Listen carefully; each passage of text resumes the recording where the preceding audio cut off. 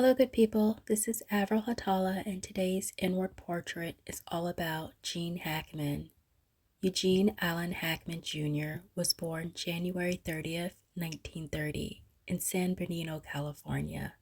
His father, Eugene Sr., and mother, Anna, tried to make a life together for their little family, but Gene had a rough upbringing and a dysfunctional home life. Eugene Sr. drove away with a wave as he left the family for good. That wave left a hole in Gene's heart that could never be filled. The sadness made him feel weak, but he made a promise that he would beat the sadness out of his heart and no one was going to hurt him like that again. He was 13 years old at the time, so it came as no surprise that he took no nonsense from anyone, in or out of school. He eventually dropped out of school at 16 after a major fight with his basketball coach. That same year, he spent the night in jail for stealing candy. Gene lacked the social structure and discipline needed to be a successful person. So he joined the Marines at 16. Immediately, Gene resisted authority and challenged his commanding officers, and as a result, they put him through the ringer. He rose up the ranks to corporal while deployed in Japan, China, and Hawaii. However, Gene still had a temper and was caught up for fighting. He felt the joy of being known as a radio announcer for the armed forces. Eventually, at 21 years old, Gene was out of the Marine Corps when he got into a serious motorcycle accident. In 1951, he fumbled around in New York in search of that joy of being known. He was in pursuit of acting. He received $150 a month as a veteran, but he could only receive it if he used the GI Bill, which meant that he had to go to school. The GI Bill paid Hackman's tuition at the Art Students League and then at the nearby School of Radio Technique.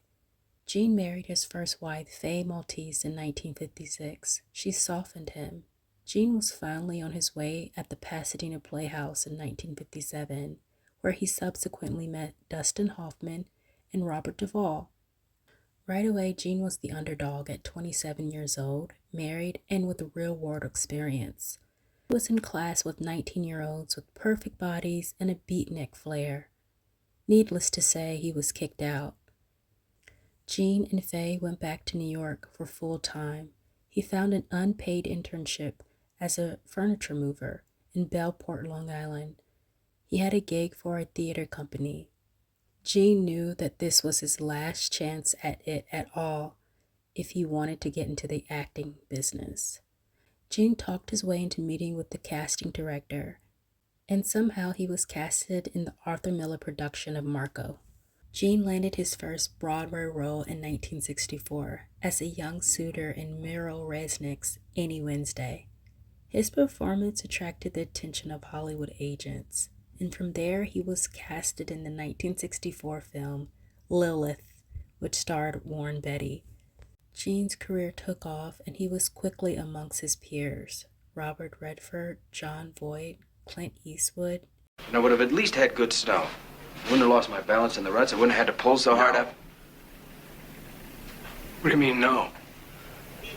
If I'd have started in the first 15, I could have won it. No. You just weren't good enough, that's all. You lost your strength, and then the bumps took you out. That's it. That's all there was to it. The more successful he became, the more relaxed he became. He was intelligent, and he knew his lane. However, his home life suffered, and he wasn't the father or husband that he wanted to be. Gene was incredibly agreeable with women, and he was full of delightful conversation. Gene and Faye were married for 29 years. They had 3 children together, Christopher, Leslie, and Elizabeth. Sadly, the couple divorced in 1986. Gene went on to marry his second wife, Betsy Arakawa, 5 years later in 1991. The couple do not share children. However, Betsy is a wonderful stepmother. She's a Hawaiian native, and she's 64 to Gene's 94. They met at a gym where Betsy worked as a fitness instructor. Gene enjoys solitary activities. He's a pilot and a painter and an author. He wrote 2 books, and he spent many years researching outside of the internet. If you could keep only one of your pictures, which one would you want to keep? Probably Bonnie and Clyde. Yeah, shot that in Texas. Yeah. Pilot Point. You still remember all of that, don't you? Yeah. Was that a It good was a good experience? time. It was a great time because it was one of my first big films, and it was a great cast. And I thought films would always be like that. You know, we just a small group of 5 people having a good time doing what they knew how to do, you know. And we didn't have a lot of technology getting in the way of the craft. And when Gene admitted in a 2008 interview that as an actor, he has never adjusted for anyone that had had more experience than himself. He always just did what was best for the scene. He has a cool rage that can be understated or overstated at a moment's turn. That made him perfect for roles that required him to kick butt, particularly the butt of Hollywood's leading black actors. Denzel Washington in 1995's Crimson Tide, Will Smith in 1998's Enemy of the State, and Danny Glover in 2001 Royal Tenenbaums. Gene is masterful at drama and suspense roles. He won an Oscar for his 1971 performance in French Connection.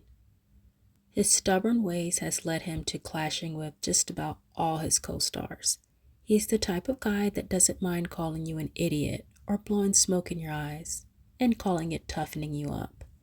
Gene has become a recluse, with his latest film being in 2004, Mooseport. He has not been seen since that year on the red carpet or at any events. However, as of November 2004, Gene is walking upright unassisted at 94 years old, often seen with his wife, Betsy. The Mississippi Burning actor amassed $80 million over his 50-year career. We love you, Gene Hackman. Hello good people, this is Avril Hatala, and I want to remind you that some things being shared in this video is under the Fair Use Copyright Act of 1976. The comments and opinion in this video is for entertainment and educational purposes only. Don't forget to like, comment, and subscribe.